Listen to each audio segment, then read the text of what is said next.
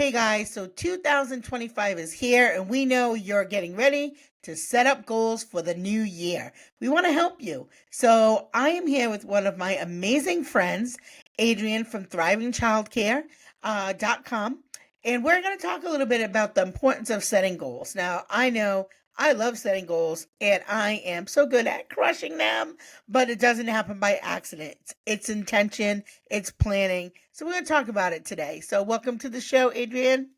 Thank you. Thank you, Erica. And first of all, I just want to thank you for inviting me here today and having me back on the show, on the podcast. So I am very thankful to start off my year with you. So, Me too. Yeah, so we collaborate a lot. We're going to continue to collaborate, and I feel like that was one of the goals I set for myself this year was to really expand outside of my state. I would say I've been pretty successful at that. Um, and I think, just I've met so many wonderful people, and I'll just going to continue to collaborate. So let's talk about why setting goals is so important, Adrian. well, it's important because I know at the beginning of the year, we always hear the word resolution, and it's almost become a bad word. People get just, they have a visceral reaction to that word, and it almost sets you up for failure now, this word. But I think it is important to start the year with intention, especially for childcare providers, because we have so many different responsibilities and we're juggling all of that all year long. So it is important to start with intention. So maybe we don't want to call it a resolution. Maybe we want to call it a goal, like what you were just referencing. Or maybe we want to call it our intentions for the year, but we do want to set this in place at the beginning of the year. Yeah, I like that word, intention. Mhm. So, when I think about it, it like I said, things don't happen by accident. No. It's not by accident, right? You No. have to focus on what it is that you want and then move towards that.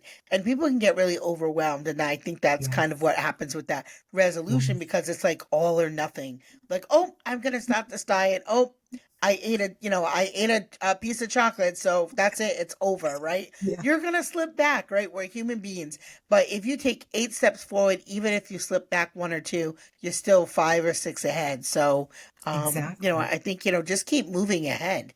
I think is really Exactly. important, and I And loved, go ahead.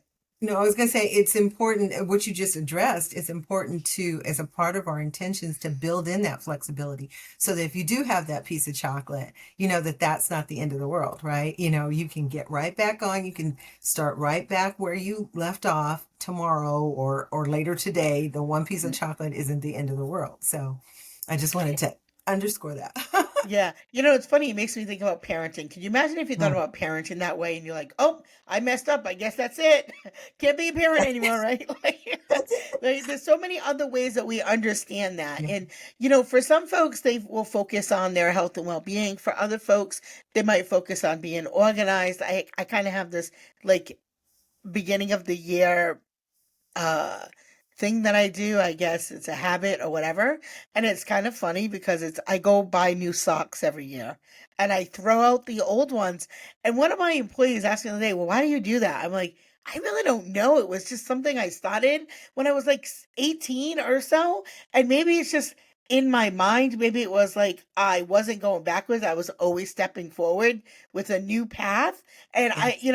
I don't know that it was that deep, but I feel like I've been doing it for 20 something years. So there's something embedded, there's some type of habit that has happened that every area, the beginning of every year, January 1st or 2nd, depending if the stores are open, I go buy new socks. So That's amazing. That's really cool. Yeah, no, I mean it could have been subliminal, that you set yourself up for to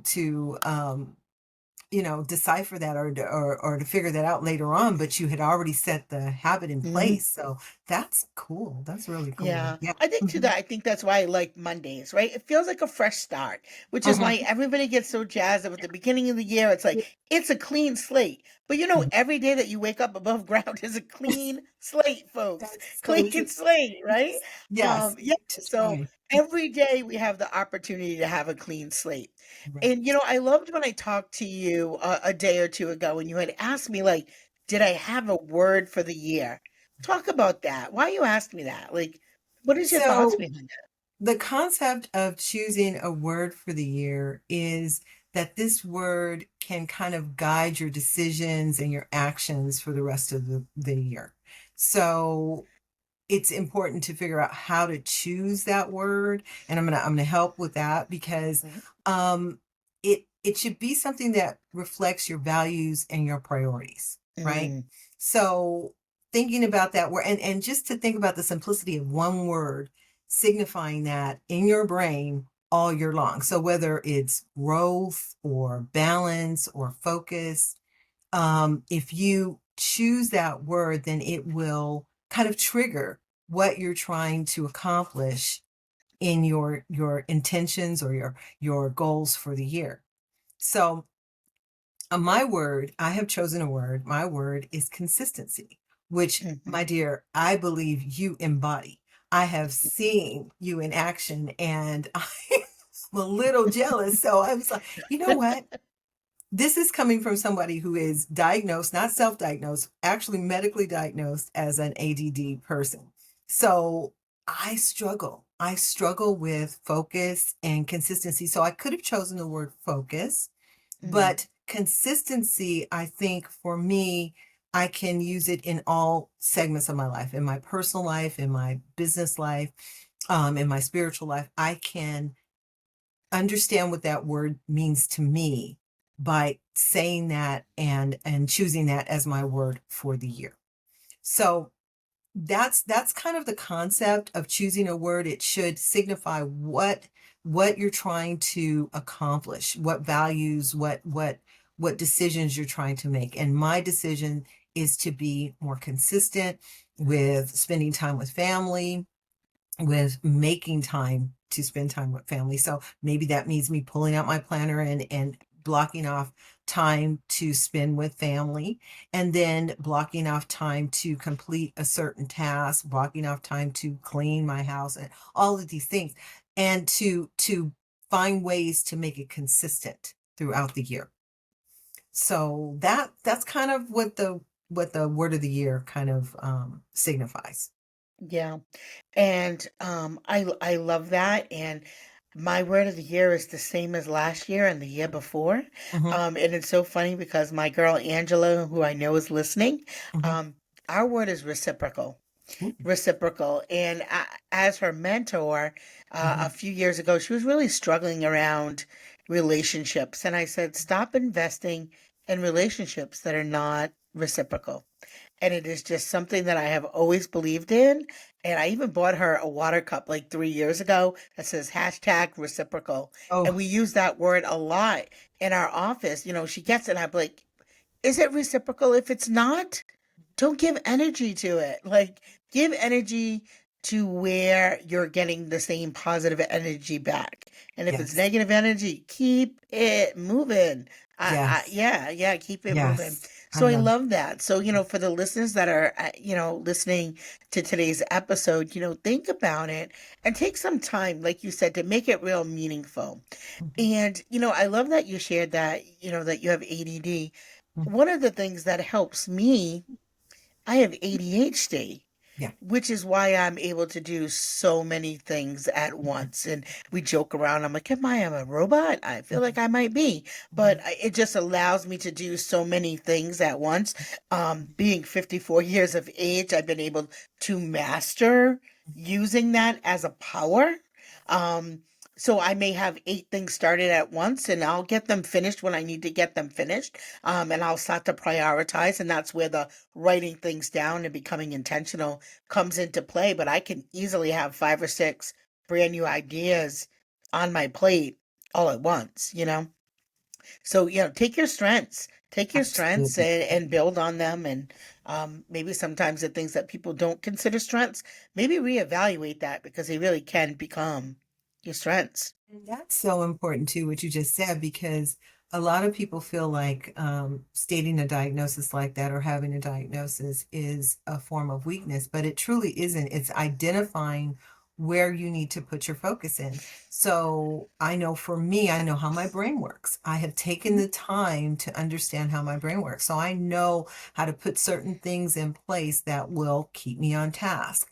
Mm-hmm. And like for me, when I talk about focus and I talk about having ADD, I have a work mode that I put my phone on so that I don't receive the phone calls, Yeah. and the distractions throughout the day when I'm trying to accomplish something, and because it is so distracting to me to get off course, and it's hard to get back on course. So knowing that about myself, I've put these things in place. I use the Pomodoro method, which if people don't know what that is, it is a timer type of situation. There's actually an app that I've used for years, and you set the time. Usually it's 25 minutes, and then you take a 5 minute break. So you hyper focus on that one activity for 25 minutes, and then 5 minutes you take a break. You go do something else, clear your palate, whatever, Mm-hmm. and either start another task for 25 minutes or continue with that task until you can get it done. And I've had success with that. I have Mm-hmm. had success by hyper focusing, but that's because I know how my brain works and I know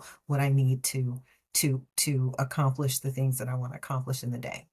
Yeah, I've seen that folks have used that Mhm. here in our office here at the podcast. My editor does that. He has a timer and he gets up, he does a stretch for 5 minutes, cleans his Yes, gets a drink of water, stretches his exactly. legs a little bit, but and then he'll get back to it. So yeah, I think it is really important to know yourself as well.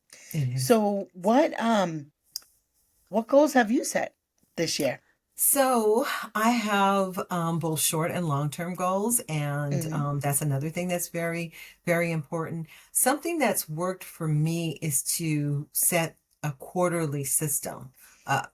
Mm-hmm. What that does is allow me to set goals for the quarter and then not wait until the end of the year to figure out that I haven't completed these goals. You know what I'm saying? So I have a goal to write a book each quarter this year. So I have a list of books and ideas that I've had for a while, and I keep them someplace where they're accessible to me all the time. So that is one of my goals. Another one of my goals is this is a personal goal, to purge, organize, and clean, give my house this super makeover. Now, knowing me, I have to set things in place in order for that to happen. So I have allowed an extended process for each space in my house. So those are some of the goals that I have so far. Now, I'll talk about this maybe in a few minutes, but that's where laying out my goals and writing them down makes the biggest difference, right? So even goals for just the month of January, being on this podcast is on my January schedule. You know what I mean? I have to lay these things out. Otherwise, I'll get to the end of the month and there'll be several things that I forgot, I didn't complete to my satisfaction, and now they have to spill over into February. So again, it's going back and making sure you have a system of not only setting these goals, but actually accomplishing the goals. So breaking them down into manageable monthly, weekly, and daily tasks is key for me. And because, like you said earlier, goals can be overwhelming. You know what I mean? Especially if you pick this big, huge goal like writing a book. Okay, so for me, I need to break that down. Okay, when do I want this book to be completed, and work backwards, right? And say, okay, I want chapters 1, 2, and 3 to be completed by this time. Chapters, or how many, what is the name of the book? What's the theme of the book? How many chapters do I want? What do I want it to contain? So this process needs to be deconstructed and planned for during this period of time that I say, there's a deadline for the book. So, taking those overwhelming things, those big goals that, and you should have big goals, right? Small goals they're easy. If the goal Mm-hmm. is for me to get up and to clean my kitchen, I can do that. Okay. But to keep my kitchen clean all week long, I need a process, right? I need to say, okay, before I go to bed every day, Mm-hmm. this is going to be done and that's going to be done. So, breaking them down into those monthly, weekly, and daily tasks is absolutely key. It keeps it from being overwhelming and unaccomplishable, at least to me. Yeah, yeah, no, I think you're right. You got to start with that big picture, Mm-hmm. which is where a lot of people are right now in January. Yes. Like, here's all the thousands of things I want to get done, right? Right. And that's, then we start falling off because we don't put that system in place. But, start with that big picture, and maybe that big picture is, like you said, to be on, 12 podcasts Mm-hmm. in the year, right? Mm-hmm. Mm-hmm. Um, so yeah, start with that big goal. And those goals really do happen. They Yeah. happen. Literally Yep. everything I journal, Mm-hmm. everything I write in my journal comes true. I love Literally everything. I People love will it. say manifesting. I don't know what it is. Mm-hmm. I write it down and then I do the work. People Mm-hmm. can call it manifesting if they want. I just put in the work. But Well, there's a subliminal connection that you've made writing it down. That's something that you see every day. You know what mm, I mean? And it's something that is permeating into your mindset. So I know some people do have a resistance to the word manifesting, but it is setting, again, clear intentions and following through with that mindset every single day is what you say you're doing. And that's exactly what is working for you. What's working for you. But going back a moment ago when we were talking about, things getting in the way, you have to set these realistic, um, I guess, happenstance, right? I'm expecting another grandchild in the spring. no, So not that that's an interruption, but it could sidetrack some things if I have a hmm lot of things hinging in that period of time. So building in some flexibility, building in some, things to make sure you don't get completely derailed and completely burnt out by yeah, overwhelming yourself. You know what I'm saying? So like you said about being on 12 podcasts in the year. Okay, so what does that mean? Does that mean one podcast a month? Breaking it down and making it so that it is like, okay, that's achievable. I can do that. yeah, It sounds overwhelming at first, but when you break it down, it really can be very, very achievable. But you have to put that hmm that's the piece that we don't always put in place. We put these goals. Now, how are we going to do it? How are we going to achieve it? Right? yeah. Yeah. So let's talk about, you say write it down, right? Let's Hmm. talk about using a organizer or a Hmm. planner, Hmm. right? Hmm. Because everybody's system looks a little different. Why Yeah. is it a game changer? It's a game changer because it's someplace where all of your hard work, your planning can live, right? It's a central point where you can go to every single day. And if you set a habit, like you were talking about setting a habit Hmm earlier, if you set a habit of using your planner and going to your planner every single day to journal, like you said, to put because plans change. New plans come. I told you I work on a quarterly system. So that means next quarter there's going to be other things that need to be accomplished. So in my planner, I will lay out what I'm working on for this month, what is just like I was saying before, putting the podcast in on my monthly spread, right on the day that it's supposed to be, blocking out that time and writing out the rest of the month so I can kind of see what my month looks like and I don't overwhelm myself. I don't get to the point of burnout because it's down to the end of the month and I have Yeah. 1 week to get 17 things accomplished. You know what I'm saying? Yep. So having a planner and using it to schedule and track your goal setting is another key thing. It's another key thing. It's actually a tool to help you accomplish what it is you say. I mean, we just talked about having ADD and ADHD. Um, that's just a brain, a, a, a way that our brain processes things. hmm Now, if I didn't write things down or have a system to write things down, and put them in a central place, and this has happened, I have lost them. I could be coming up with an idea right now.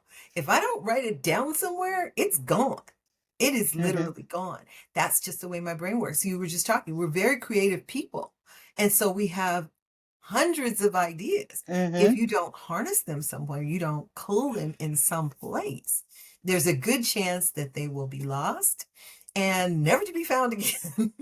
So Mm-hmm. having a planner and having a place to centralize those thoughts, to centralize your scheduling, and like I said earlier, being a childcare provider or a childcare owner, you have so many responsibilities. And Yeah. so if you don't have a system and a place to organize all of those responsibilities, it can be chaotic.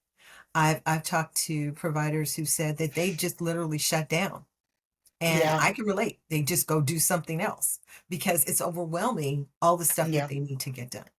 So using a planner can be a game changer because it gives you a place to organize all of these things. Yeah, I actually have two planners. So, for folks out there, I have Mhm, two. I have mhm, one for my personal mhm. and then one for my professional. Yes.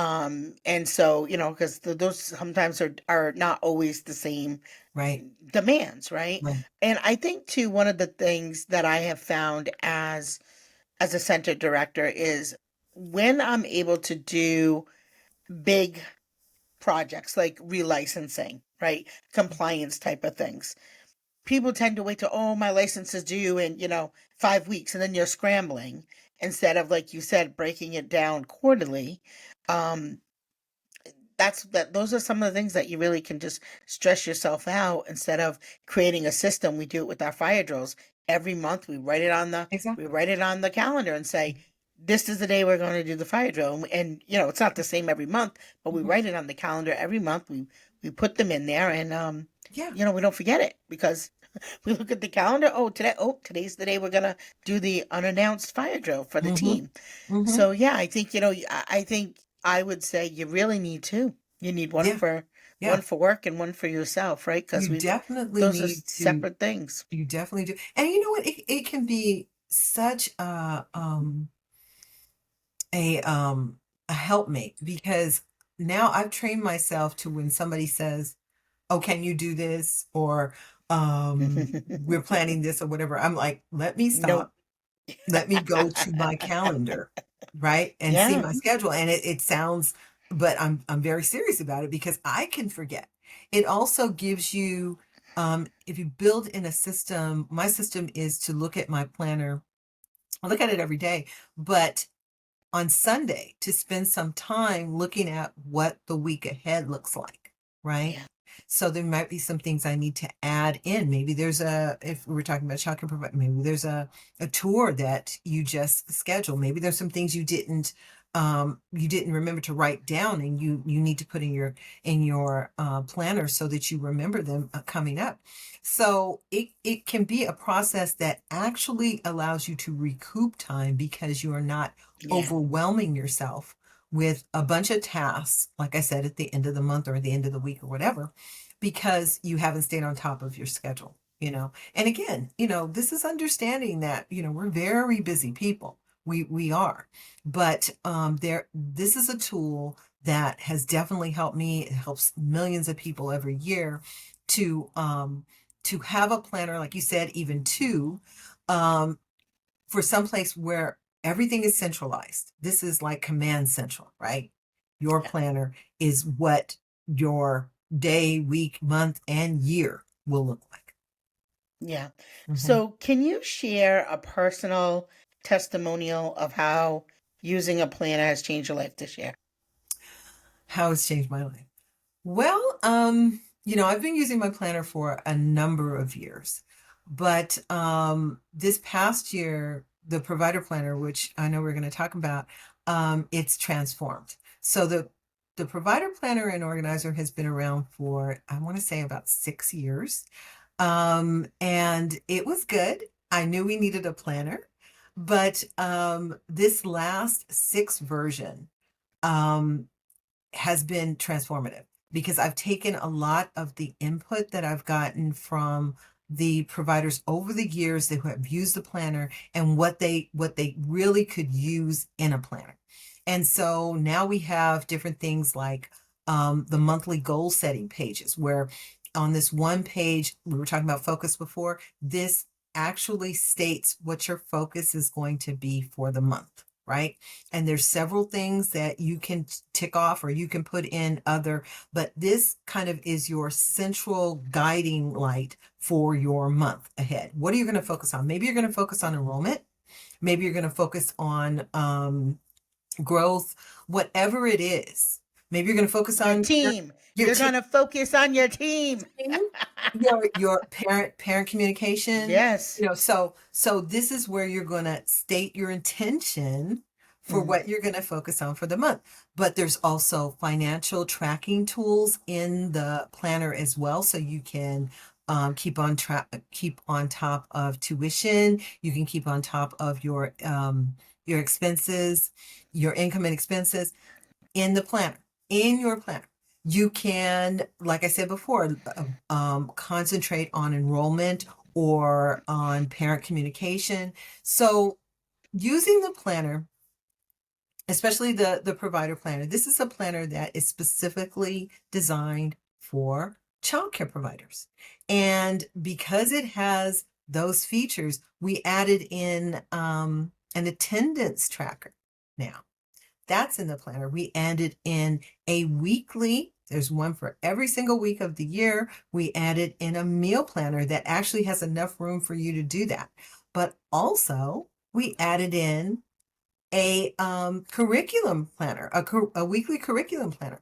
So these are things that are specific to our field, that are things that allow providers to put them down in this one central location that they can go back to. And it allows you to, what it's done for me is to allow me to go back in time and see what I did 3 months ago. Like maybe I already did that. You know Yeah. what I'm saying? Mm. And like I said, to stay on top of the tasks and the things that you want to accomplish this year. And we don't want to be redoing stuff, you know. So No, we do want to, not. yeah. This is a record of what you want to accomplish and what you have accomplished in the days, weeks, and months of the year. I have a question that I didn't Mhm, even ask you. mhm. Is the planner available in electronic version and paper version or just paper version? It is. It actually, that's such a good question, Erica, because it actually started off as an ebook. Years Okay. ago, the first version was an ebook. Okay. And then it grew. It became a physical planner. And now there's actually four different versions of the planner. There's a hardback version Okay. that is sold out right now. There is a paperback version. There is an ebook version, like I just said, but the most recent edition was the digital version. So if you wanted Okay. to, you can use the provider planner and organizer on a tablet with a program like GoodNotes. It is set up for you to use it as a digital planner now as well. Awesome. Because I know a lot of folks are, Mhm. not me, because I'm 54. So I like pen and paper. But I know all my young friends out there. They do like that. They do like that digital option. Yeah, yeah, I like, there's even same thing with books. There's just something about, yeah, having it in my hand. But again, it's just, it's habit. It's what you're used yeah, to. it is. It is. Um, so for you folks out there, we're about ready to wrap it up. We want to let you know, start where you're at. Don't get overwhelmed to be like, oh, there's just too much. I can't do it. You can do it, right? You can do it. You can reach those goals. Be realistic, like Adrienne said, and use your skills that you're really good at. That's one of the things. So if you have a team, delegate the stuff you're not good at, and keep the things that bring you joy, and put those in your planner. So if you don't like doing the federal food program and counting all the tick marks, give it to someone else, Mhm. right? Do the things that you love and enjoy. Those are the things that should be in your planner, or the things that only you can do. Those are the things that should be in your planner. And keep it simple too. We don't have to make things more than they are or harder than they are.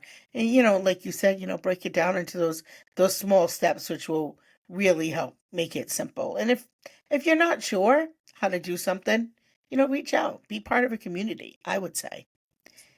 And Absolutely. and Accountability. accountability. Yes, Yeah, accountability accountability. is key. Accountability. Get Yes. around your folks. She's my accountability. I'm her accountability. We account. We make sure that we get our things done. This. We're not Yes. leaving nobody behind in I know. 2025. We are not Adrienne, not Erica, not you. For those of you who are listening, so Adrienne has something special for our friends who are listening. Why don't you I roll do. it out there, Adrienne? I do. I do. And first of all, I just want to thank you again for having me on the show, Erica. This has been an incredible way to start off the new year. And I hope that our conversation inspires childcare providers to dream big, to plan intentionally, and to make bold steps towards their goals this year. Remember, it's never too late. Like Erica was saying, it's never too late to start to plan. It's not about perfection; it's about progress, Yeah. right? So, to help get you started, I actually am thrilled to share a special gift with your listeners, Erica. It is what we call the 2025 Goal Getter Starter Kit. And in the kit, it's packed with resources to help you get clarity, to set your priorities, and help you stay on track all year long. So you can grab it today and start putting your plans into action. And if you're looking for a more powerful way to stay organized and focused, you can pair it with the provider planner and organizer. And then that will be the ultimate tool to keep your business and your personal goals in sync this year.